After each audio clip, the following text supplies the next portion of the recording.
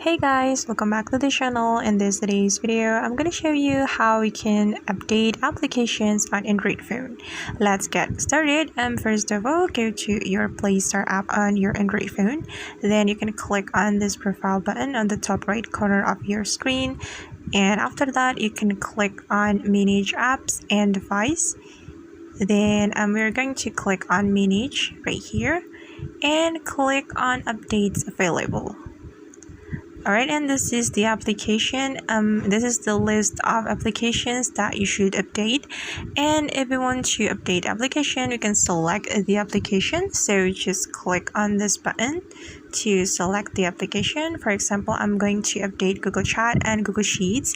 After we select the application, we can click on this button to update the application. Alright, and you have to wait until the process has been finished. Okay guys, and that's how we can update applications on Android phone. I hope this video will be helpful for you. Thank you so much for watching and see you on the next video.